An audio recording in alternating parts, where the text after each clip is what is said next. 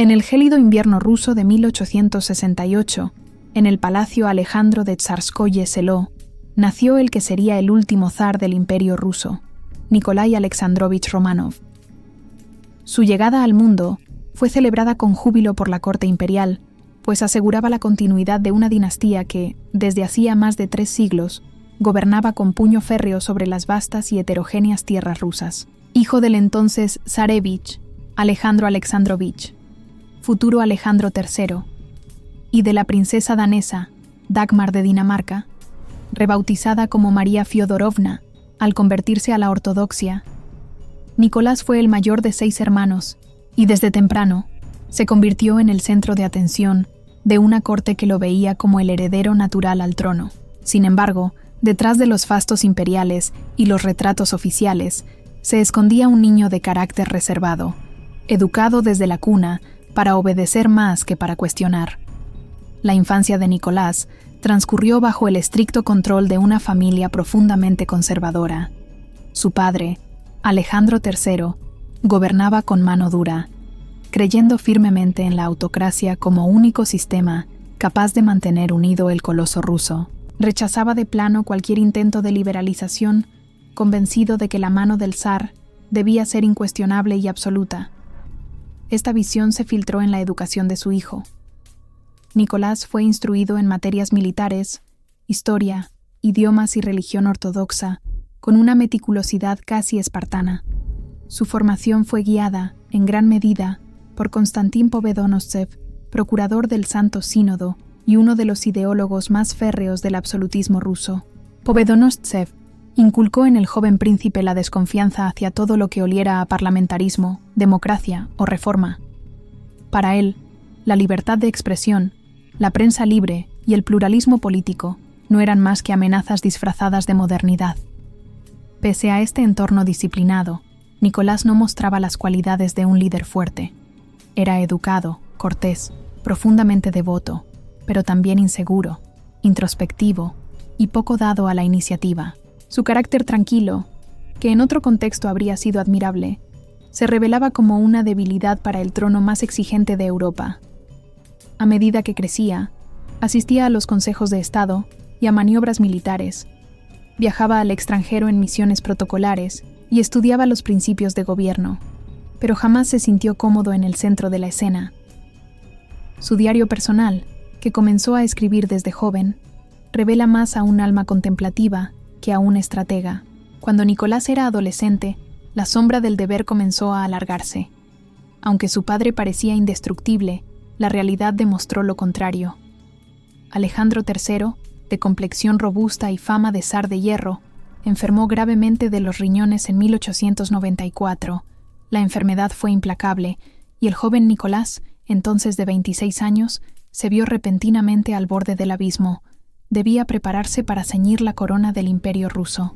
Frente a la inminente muerte de su padre, expresó con claridad y angustia una frase que quedaría grabada en la historia: «No estoy preparado para ser zar». No era falsa modestia. Era la confesión honesta de un hombre criado para obedecer, no para decidir. El 20 de octubre de 1894, Alejandro III exhaló su último aliento en Livadia, Crimea. Su hijo Nicolás se convirtió en emperador de todas las Rusias en medio de un clima de duelo y desconcierto. Las primeras palabras del nuevo zar a sus consejeros no fueron de proclamación, sino de inseguridad. El peso de una herencia colosal, un imperio multiétnico que se extendía desde el Báltico hasta el Pacífico, caía sobre los hombros de un hombre tímido y vacilante. Apenas unas semanas después, en medio del luto, se celebró la boda entre Nicolás y Alix de Hesse, nieta de la reina Victoria del Reino Unido y princesa del pequeño estado alemán de Hesse-Darmstadt. El matrimonio había sido largamente deseado por ambos, una excepción en los fríos enlaces dinásticos de la época. Se amaban con sinceridad. Pero la elección no estuvo exenta de polémica. La aristocracia rusa recelaba profundamente de Alix, tanto por su origen alemán como por su carácter reservado. Al llegar a Rusia, adoptó el nombre de Alexandra Fiodorovna y abrazó con fervor la fe ortodoxa, pero jamás logró ganarse el afecto de la corte ni del pueblo. La boda, celebrada en San Petersburgo el 26 de noviembre, Fue una ceremonia sombría, empañada por la reciente muerte del zar. La corte rusa, famosa por su pompa y exceso, no celebró con la usual magnificencia. La joven emperatriz comenzó su vida en Rusia, envuelta en una atmósfera de aislamiento, y su actitud introvertida no hizo más que reforzar las percepciones negativas. A pesar del amor profundo que unía a la pareja imperial, la desconfianza hacia Alexandra nunca abandonaría el entorno del poder. Con el tiempo, esa unión demostraría ser tan sólida en lo privado como problemática en lo político. Ella ejercía una influencia considerable sobre Nicolás, alimentada por su firme creencia en el carácter sagrado de la autocracia. La idea de que el zar gobernaba por mandato divino resonaba con especial fuerza en Alexandra, quien alentaba a su esposo a resistir cualquier apertura democrática. Lo consideraba elegido por Dios y, por lo tanto, infalible. Aquel joven emperador, que había llegado al trono sin preparación real para las tempestades del poder, empezó a tomar decisiones clave desde una posición de aislamiento emocional y convicciones rígidas. La corte, acostumbrada a la autoridad severa de Alejandro III, percibía ahora un liderazgo vacilante y, a la vez, cerrado al cambio. Todo parecía anunciar que la coronación oficial de Nicolás II sería el momento de consolidación de su figura como zar. Sin embargo, la tragedia y la mala fortuna marcarían desde el principio el inicio de su reinado. La coronación de Nicolás II fue planeada como un despliegue de majestuosidad sin precedentes. El 26 de mayo de 1896, en la Catedral de la Asunción del Kremlin de Moscú, el joven zar fue ungido con los símbolos del poder imperial en una ceremonia cargada de rituales ancestrales. La liturgia, solemne y ortodoxa, declaraba que Nicolás no era solo jefe del Estado, sino también el ungido de Dios sobre la tierra. Con la corona imperial sobre su cabeza y el cetro en la mano, encarnaba la continuidad de una dinastía que parecía eterna. Moscú se vistió de oro, banderas y desfiles. Embajadores de todas las cortes europeas se congregaron para rendir homenaje. La nobleza, embriagada de tradición, revivía la ilusión de una Rusia imperial invulnerable. Pero la sombra de una catástrofe se cernía, silenciosa, sobre los festejos. 3 días después de la coronación, el 30 de mayo, se celebraba un gran reparto de comida y regalos al pueblo en el campo de Jodinka, una planicie al noroeste de Moscú. Más de 500.000 de personas acudieron, atraídas por la promesa de comida gratuita, cerveza y recuerdos imperiales. Pero el terreno era inadecuado, lleno de zanjas, trincheras y sin medidas de seguridad suficientes. Cuando circularon rumores de que los suministros se acabarían, la multitud se desbordó. El caos fue instantáneo. La estampida humana dejó un saldo trágico. Más de 1.400 muertos y varios miles de heridos, aplastados entre la desesperación y el barro. Cuerpos retorcidos quedaron esparcidos sobre el suelo, mientras los supervivientes, aturdidos, huían o buscaban a sus seres queridos. La reacción de Nicolás fue, para muchos, desconcertante. Esa misma noche, a pesar de la tragedia, asistió a un baile organizado por el embajador francés, siguiendo el protocolo previsto. Se había debatido si suspender la asistencia, pero se decidió mantenerla por razones diplomáticas. El zar dejó constancia en su diario del horror que le provocó la masacre, pero su presencia en el banquete fue vista por el pueblo como un gesto de frialdad e insensibilidad. Desde entonces, la coronación de Nicolás II quedó marcada por la desgracia. Para muchos rusos, fue un presagio fatídico, el comienzo de un reinado que, desde sus primeras horas, parecía maldito. El zar, lejos de intentar una conexión más humana con su pueblo tras el desastre, se refugió aún más en los rituales del poder y en su círculo íntimo, mientras la distancia entre la corona y la nación comenzaba a ensancharse, lenta pero inexorablemente. Tras la tragedia de Jodinka, el joven zar intentó retomar el rumbo del imperio con una política continuista, aferrado a los principios del absolutismo heredados de su padre. A pesar de los crecientes signos de agitación social y modernización en otras potencias europeas, Nicolás II se negó a considerar cualquier forma de apertura política. En su primer discurso oficial ante delegaciones públicas, En 1895, respondió con una frase que quedaría como símbolo de su obstinación. «Sueños sin sentido». Así calificó las peticiones de una asamblea representativa y de participación cívica. No era solo una negativa política, era una declaración de principios. El zar no concebía un sistema en el que su autoridad fuese compartida o limitada. El aparato del Estado, lejos de adaptarse a los nuevos tiempos, se endureció. La Ojrana, la temida policía secreta del imperio, intensificó sus labores de vigilancia, infiltración y represión. Intelectuales, obreros y estudiantes que abogaban por el cambio fueron detenidos, exiliados o enviados a Siberia. Las publicaciones progresistas eran censuradas o clausuradas y las reuniones públicas reprimidas con fuerza. Mientras Europa occidental navegaba hacia regímenes constitucionales, Rusia se anclaba en el dogma de una autocracia que comenzaba a mostrar signos de agotamiento. La población urbana, que crecía al ritmo de una industrialización desigual, comenzaba a manifestar su descontento. Las jornadas laborales eran extenuantes, los salarios bajos y las condiciones infrahumanas. Las huelgas, aunque ilegales, se multiplicaban y el descontento se mezclaba con ideologías nuevas traídas por revolucionarios exiliados: socialismo, anarquismo, marxismo. Sin embargo, Nicolás seguía convencido de que todo aquello era pasajero, una fiebre política que se apagaría con firmeza y oración. El zar, a menudo aislado en sus palacios, subestimaba la profundidad de la crisis. Rodeado de ministros fieles, una nobleza que vivía de privilegios y una esposa cada vez más influyente, se resistía a escuchar voces críticas. Alexandra Fyodorovna reforzaba sus convicciones. Veía en las protestas no a ciudadanos con derechos, sino a traidores al mandato divino del zar. En ese clima de tensión creciente, Rusia se volcó hacia el este. El imperio miraba a Asia como una promesa de expansión económica y militar, pero esa ambición pronto lo llevaría al borde de una humillación que haría tambalear la imagen de invencibilidad del régimen y agitaría las brasas de una revolución aún incipiente. A comienzos del siglo XX, los ojos del imperio se fijaron en el lejano oriente.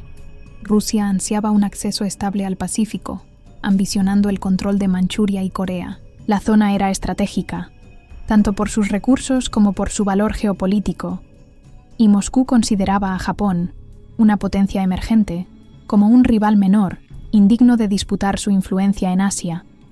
Esa subestimación sería fatal. En 1904, estalló la guerra ruso-japonesa. Al principio, en San Petersburgo reinaba un aire de confianza, casi de arrogancia.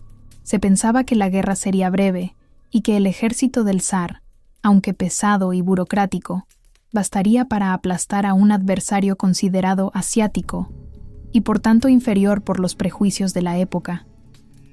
Pero Japón había modernizado su flota y su ejército con notable eficacia, y su liderazgo político y militar estaba decidido a desafiar el orden imperial establecido. El primer golpe fue devastador. Sin declaración formal de guerra, los japoneses lanzaron un ataque sorpresa contra la flota rusa en Port Arthur, dejando claro que no habría compasión ni diplomacia. A partir de entonces, una serie de derrotas en tierra y mar dejó a las fuerzas del zar expuestas y desmoralizadas. Las líneas de abastecimiento rusas, enormemente largas y mal gestionadas, no resistieron el ritmo de una guerra moderna. El desastre culminó en mayo de 1905, con la batalla naval de Tsushima. La flota rusa del Báltico, enviada a cruzar medio mundo en un esfuerzo desesperado por cambiar el curso de la guerra, fue aniquilada en cuestión de horas por los japoneses en el estrecho que separa Corea de Japón. La humillación fue total. Era la primera vez en la historia moderna que una potencia europea era derrotada por una nación asiática. El prestigio del zar, vinculado a la imagen de Rusia como potencia invencible, sufrió un golpe irreparable. Internamente, la guerra había desangrado al país.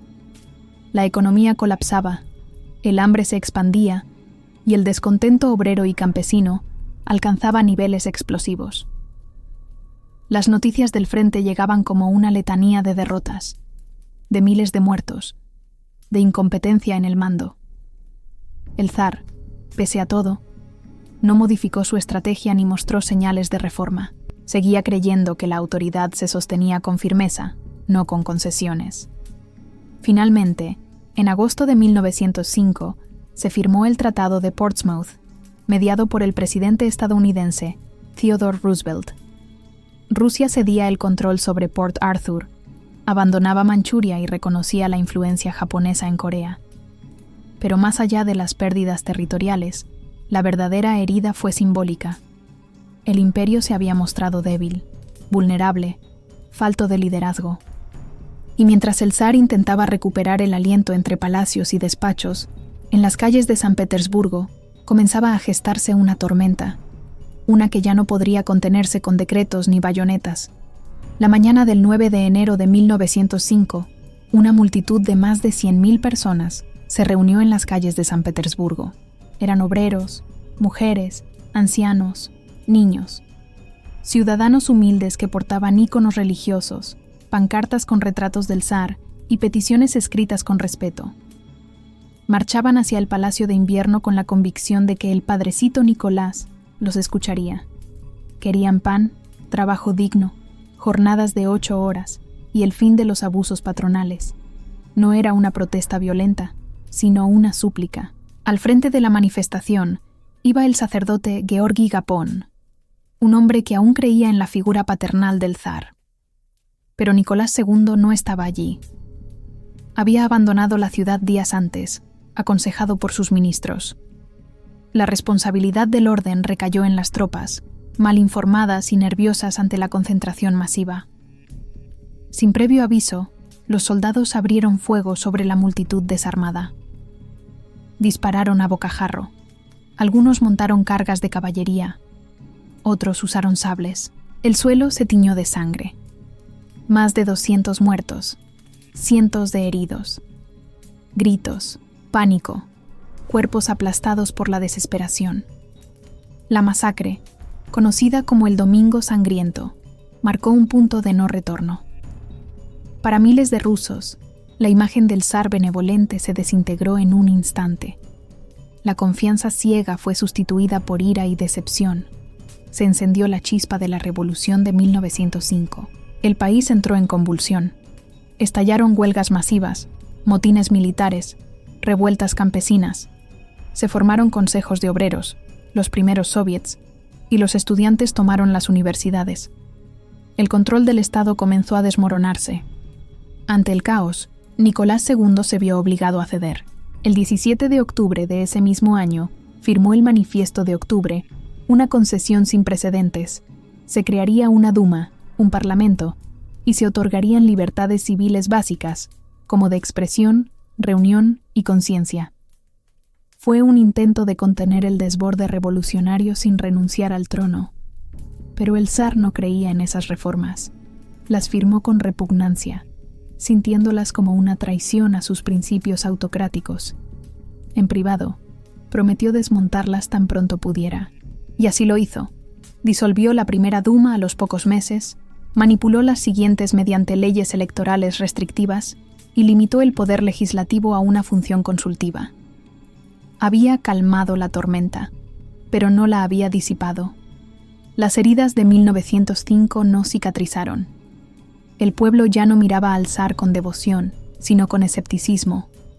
La autocracia había sobrevivido por poco, y su base ya estaba resquebrajada. Y mientras el imperio fingía estabilidad, en los pasillos del palacio comenzaba a caminar, sin ruido aún, una figura que lo cambiaría todo. Un campesino siberiano de ojos hipnóticos y manos callosas, llamado Grigori Rasputín, Grigori Yefimovich.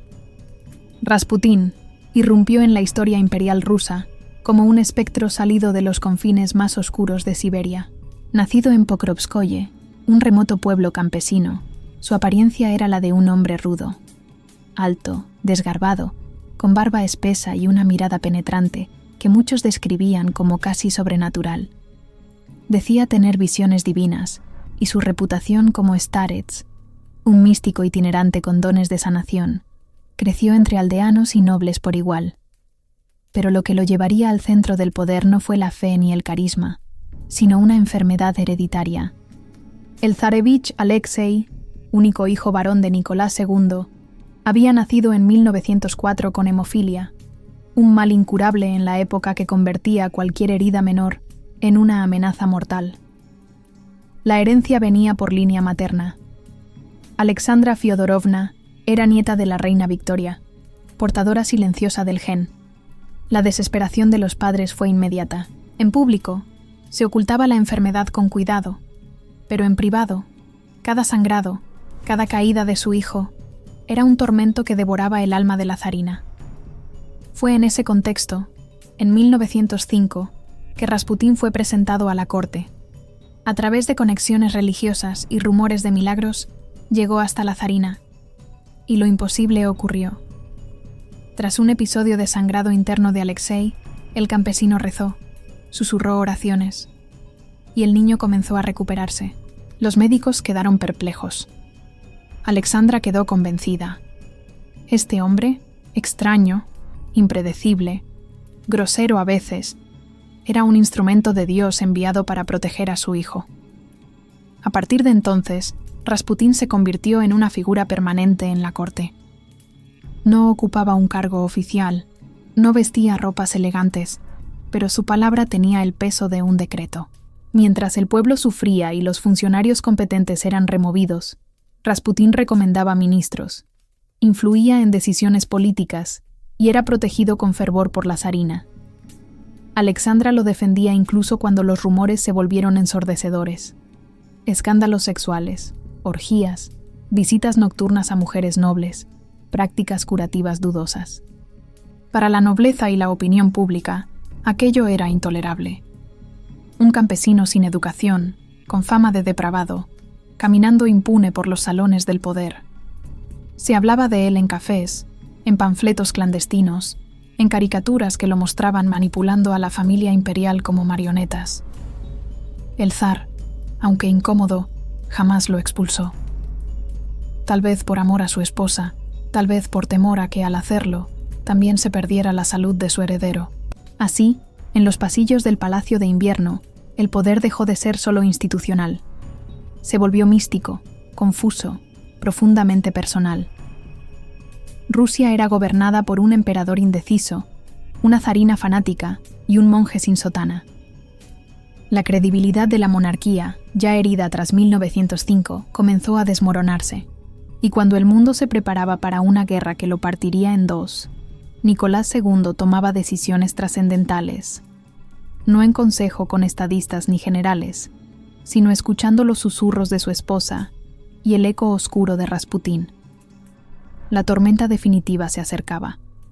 La Gran Guerra estaba por estallar, y Rusia, sin saberlo, marchaba al abismo. En agosto de 1914, tras el asesinato del archiduque Francisco Fernando en Sarajevo, Europa se precipitó hacia la guerra. Las alianzas se activaron con rapidez y las grandes potencias cayeron, una tras otra, en la espiral del conflicto.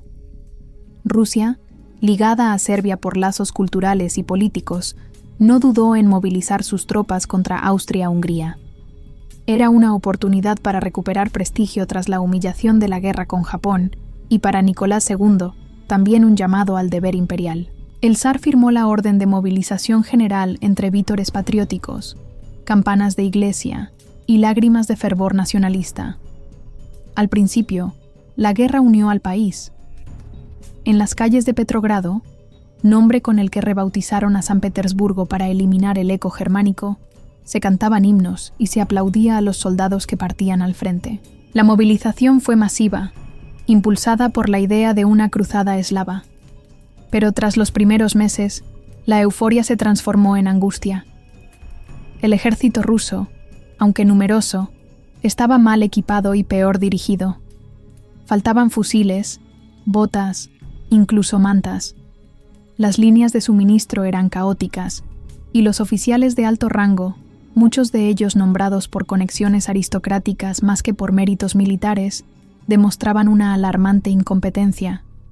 Las bajas crecían por decenas de miles. Las derrotas en Tannberg y los lagos de Masuria, a manos del ejército alemán, dejaron claro que la maquinaria bélica rusa no estaba preparada para una guerra moderna. En este contexto de desastre progresivo, Nicolás II cometió una de sus decisiones más incomprensibles. En septiembre de 1915, asumió personalmente el mando supremo del ejército. Dejó el Palacio de Invierno y se trasladó al cuartel general en Moguiliov, alejándose del centro político en un momento crítico. La intención era restaurar la moral de las tropas y mostrar liderazgo, pero el resultado fue el opuesto. Con el zar en el frente, el gobierno quedó en manos de Alexandra Fyodorovna, y con ella, Rasputín pasó a influir de forma aún más directa en los nombramientos ministeriales, en la administración del Estado, en el control de la capital. En un solo año, se sucedieron múltiples ministros del Interior, de Guerra, de Transporte, destituidos sin justificación clara, sustituidos por hombres leales más a Rasputín que a la nación. El término que comenzó a circular entre los opositores fue «gobierno de camarilla». En realidad, era una forma de desgobierno, caótico, arbitrario y desconectado de la realidad del país.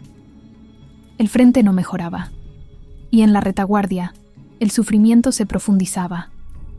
Los precios subían, el pan escaseaba, las colas se hacían eternas, las huelgas retornaban, y mientras tanto, los diarios hablaban de las escapadas nocturnas de Rasputín, de sus cenas con nobles corruptos, de su insaciable apetito sexual.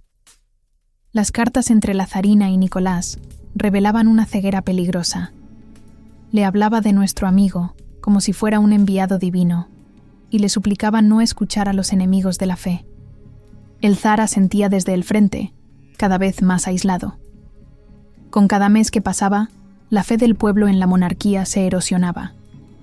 Lo que en 1914 fue entusiasmo, en 1916 era desesperación. La familia imperial, en lugar de representar unidad, se volvía símbolo de desconexión, incluso de traición. En los cafés, se murmuraba que la zarina, alemana de nacimiento, era una espía, que Rasputín decidía las batallas, que el zar ya no controlaba nada. Y mientras las trincheras rusas se llenaban de cadáveres y el hambre comenzaba a devorar las ciudades, el corazón del imperio latía al ritmo de una corte enceguecida por el delirio místico, ajena a la inminente caída.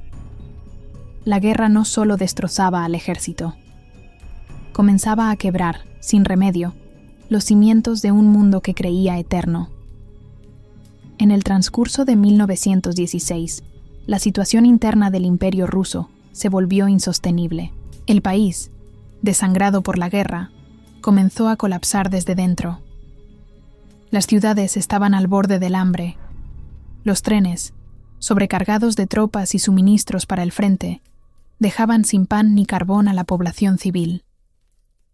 Las temperaturas invernales castigaban sin piedad a los barrios obreros de Petrogrado, donde las filas para un trozo de pan se extendían por calles enteras. La inflación, desbocada, convertía los salarios en polvo antes de llegar a casa. Mientras tanto, los soldados que regresaban heridos o con licencia traían consigo relatos de desorganización, incompetencia y abandono. El ejército comenzaba a resquebrajarse.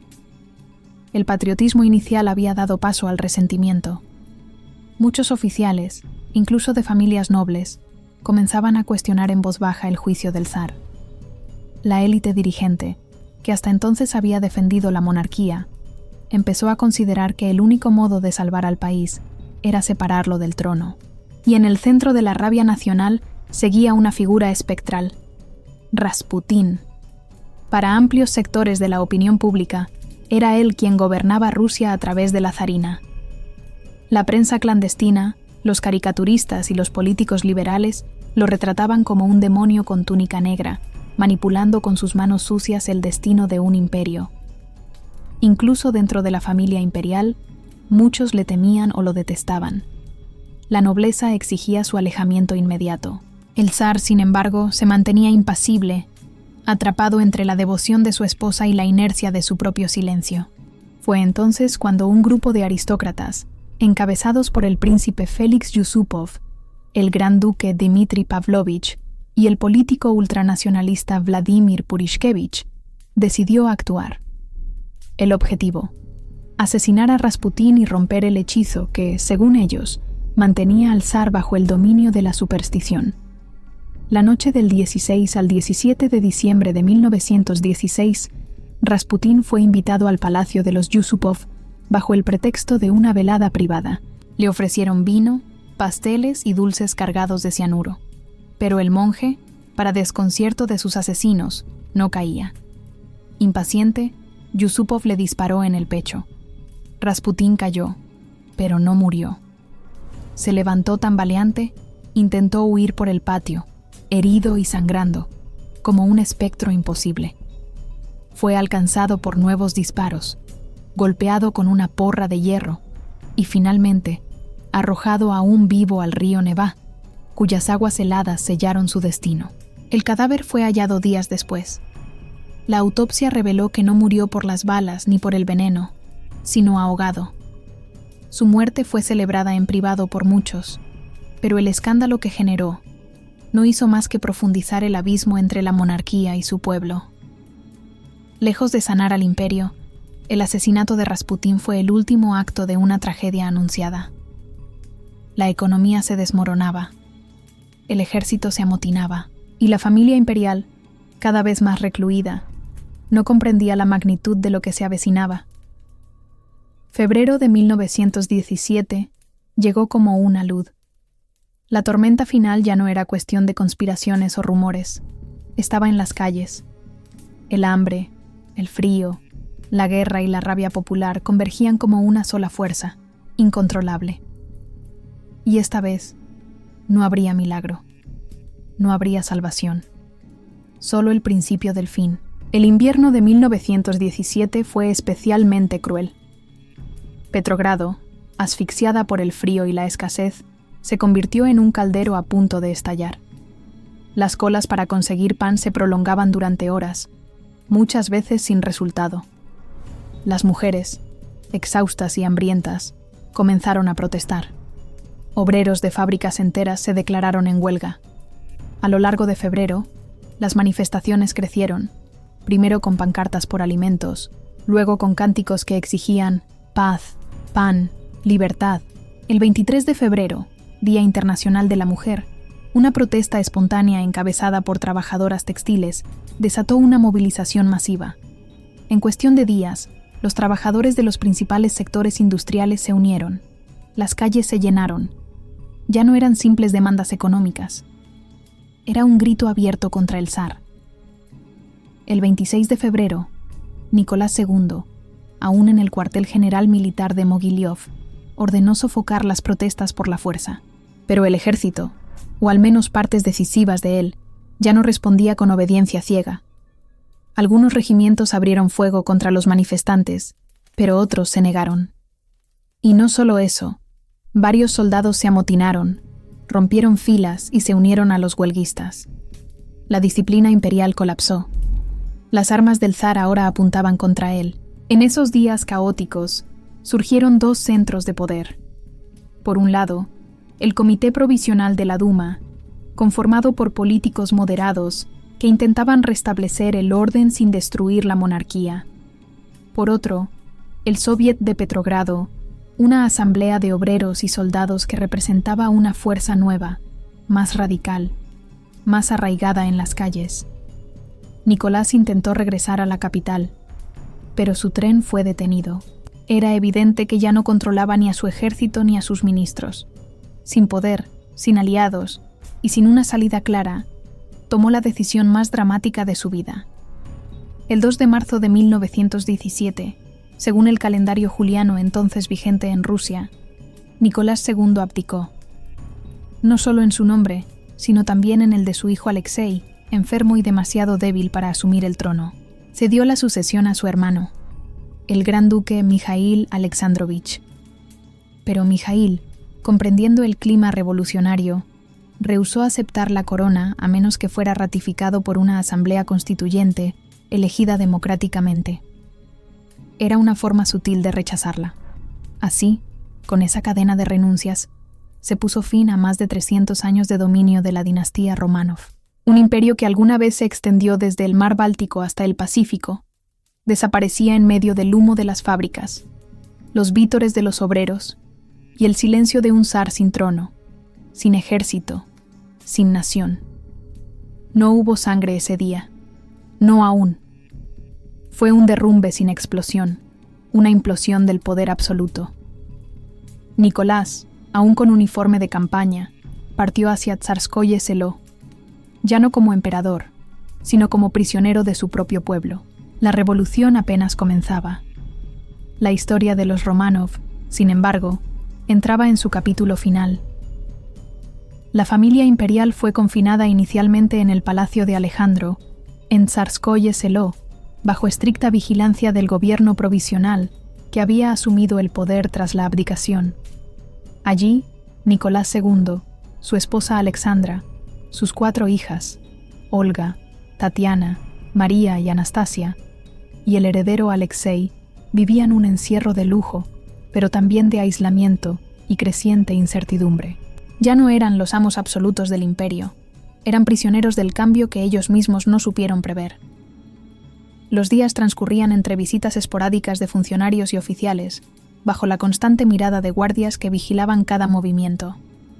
La familia imperial, acostumbrada a la vida de palacio y privilegios, enfrentaba la realidad de la pérdida absoluta. Nicolás, antes un zar que había pronunciado discursos con voz firme, ahora era un hombre silencioso y apagado, que escribía en su diario con nostalgia y miedo. La posibilidad de un exilio seguro fue contemplada.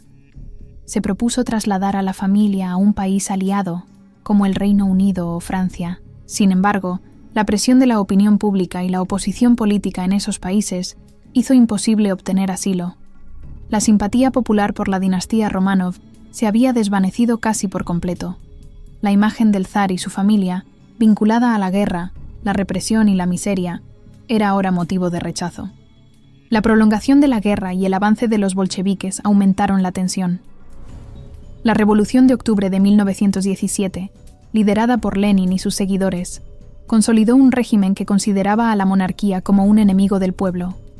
Bajo esta nueva realidad, la familia imperial fue trasladada, en agosto de ese año, a Tobolsk, en Siberia, un lugar remoto y frío, donde las condiciones de vida eran duras aunque no brutales.